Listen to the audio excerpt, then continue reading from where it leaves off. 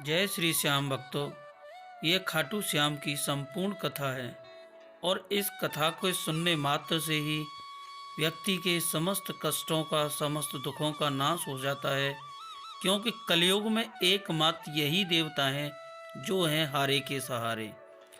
तो भक्तों, कथा को सुनने से पहले अपने मनोकामना को श्री श्याम जी के चरणों में ध्यान कर दीजिए और श्री खाटू श्याम जी का ध्यान करते हुए इस संपूर्ण कथा को सुनिए और इस कथा के सुनने से ही खाटू धाम में जाकर श्री श्याम के दर्शन करने के बराबर फल मिलेगा। तो सच्चे भाव से, सच्चे हृदय से श्री श्याम की संपूर्ण कथा को सुनिए। तो इस कथा को प्रारंभ करता हूँ। हिंदू धर्म के अनुसार खाटू श्याम जी ने द्वापर में श्री कृष्ण से वरदान प्राप्त किया था कि वे कलयुग में उनके नाम श्याम से पूजे जाएंगे। श्री कृष्ण बरबरी के महान बलिदान से काफ़ी प्रसन्न हुए और वरदान दिया कि जैसे जैसे कलयुग का अवतरण होगा या कलयुग आएगा, तुम श्याम के नाम से पूजे जाओगे। तुम्हारे भक्तों का केवल तुम्हारे नाम का सच्चे दिल से उच्चारण मात्र ही से ही उद्धार होगा। यदि वे तुम्हारे सच्चे मन और प्रेम भाव से पूजा करेंगे तो उनकी सभी मनोकामनाएं अवश्य ही पूरी होंगी और सभी कार्य भी सफल होंगे। खाटू श्याम की बहुत पुरानी कथा है, तो इसे आप अंत तक जरूर सुनिएगा। मध्यकालीन भारत में आरंभ होती है। ये पहले बरबरी के नाम से जाने जाते थे। ये अति बलशाली गदाधारी भीम के पोते थे। इन बरबरी की माता का नाम अहिल्यावती था, जो कि उनका असली नाम कामकंटका था। वे उनके पुत्र थे। बाल्यकाल से ही वे बहुत ही वीर और महान योद्धा थे। उन्होंने युद्ध कला अपनी माँ तथा श्री कृष्ण से सीखी थी और दुर्गा की घोर तपस्या करके उन्होंने उस मैया को प्रसन्न किया और 3 ऐसे बाण प्राप्त किए जिनका बार कभी भी खाली नहीं जाता।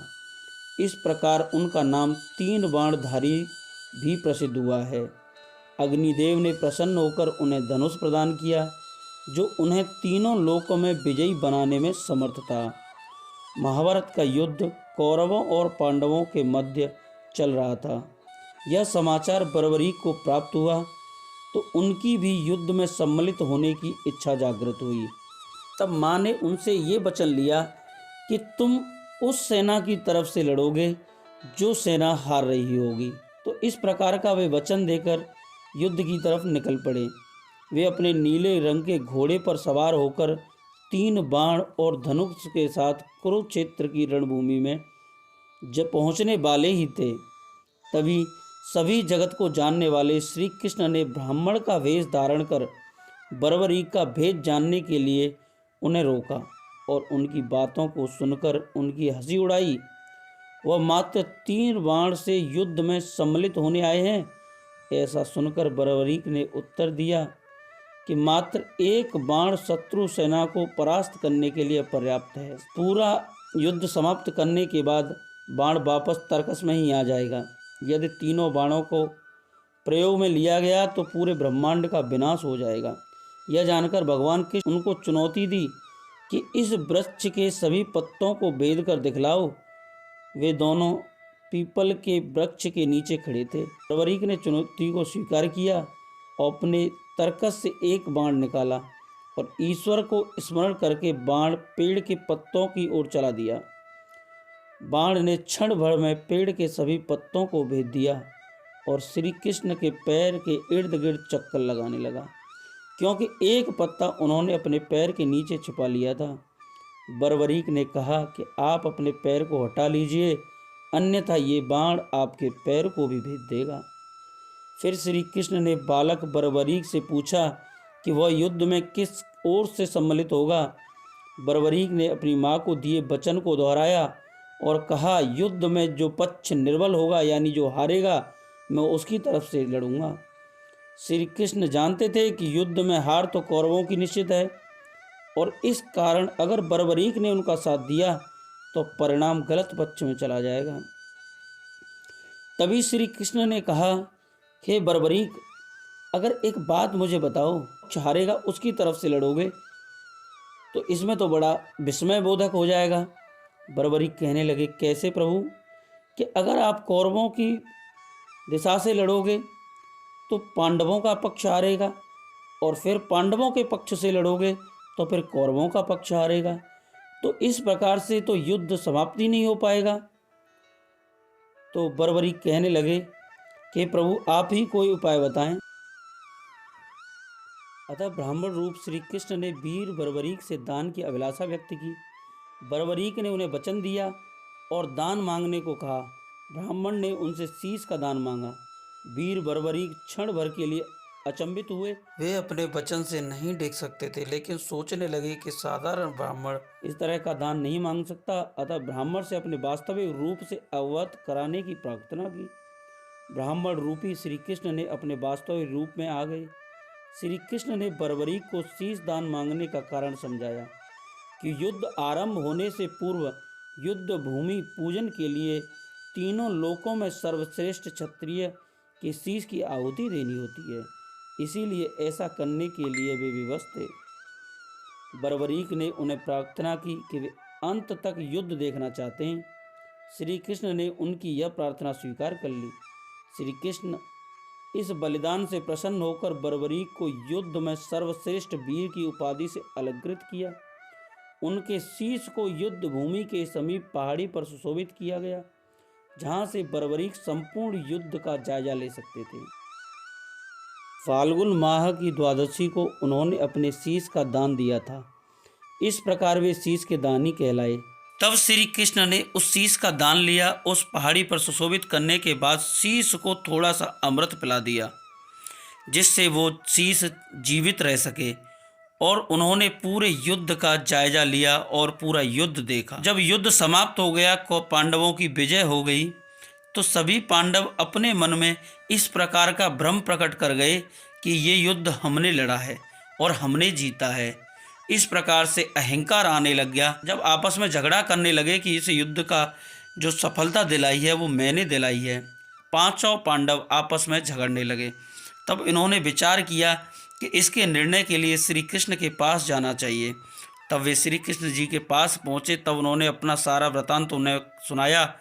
तब श्री कृष्ण ने कहा कि भाई मैं तो आपका सारथी था, मैंने तो युद्ध बता नहीं सकता कि किसने युद्ध ज़्यादा लड़ा, कौन जीता। तो पांडव कहने लगे कि कौन है ऐसा जो बता सके कि युद्ध में विजय किसने दिलाई है। तब श्री कृष्ण ने कहा, पहाड़ी पर चलो जहाँ पर वीर बर्बरीक का सिर है और उन्होंने पूरा युद्ध देखा है, केवल वही हैं जो बता सकते हैं कि युद्ध में किसने विजय दिलाई है।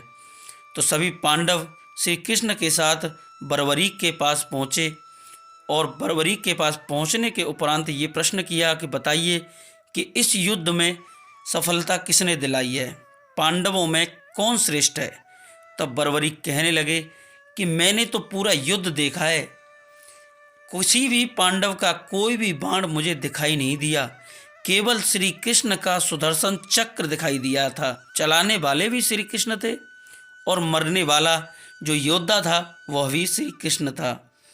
इस प्रकार से बर्बरीक ने पूरे युद्ध का निर्णय सुनाया। कृष्ण वीर बर्बरीक के महान बलिदान से काफी प्रसन्न हुए और वरदान दिया कि तुम कलयुग में श्याम के नाम से जाने जाओगे, क्योंकि उस युग में हारे हुए का साथ देने वाला ही श्याम नाम धारण करने में समर्थ है। और उनका शीश राजस्थान के सीकर जिले में दफनाया गया था, इसलिए उन्हें खाटू श्याम बाबा कहा जाता है।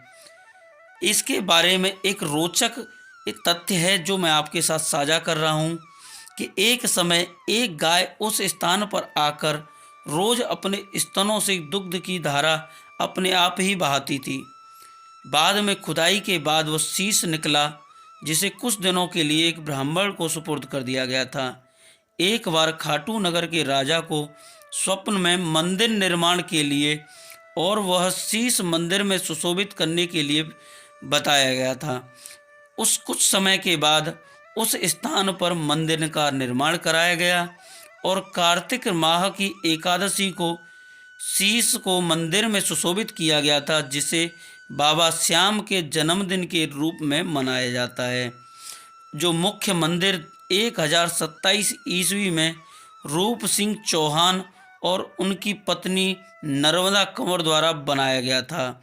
मारवाड़ के शासक ठाकुर के दीवान अभय सिंह ने ठाकुर के निर्देश पर 1720 ईस्वी में मंदिर का दोबारा से निर्माण कराया। इस समय मंदिर ने अपना वर्तमान आकार ले लिया था और मूर्ति गर्भगृह से प्रतिस्थापित किया गया। मूर्ति को बेशकीमती पत्थरों से बनवाया गया। तो भक्तों, इस प्रकार से श्री खाटू श्याम जी की कथा समाप्त होती है। तो दोस्तों, उम्मीद करता हूँ आपको श्री श्याम जी की कथा अच्छी लगी होगी। अगर आपको कथा अच्छी लगी है तो आपसे एक विनम्र निवेदन है कि आप इस चैनल को सब्सक्राइब कर लीजिए और घंटी के बेल आइकन को ऑल पर सेलेक्ट कर दीजिए, जिससे आने वाली वीडियो के नोटिफिकेशन आपको सबसे पहले मिलते रहें। जय श्री श्याम दोस्तों, जय श्री श्याम। खाटू श्याम की जय, नीले घोड़े अश्वार की जय, शीश के दानी की जय, तीन बाण धारी की जय, बोलो खाटू नरेश की जय।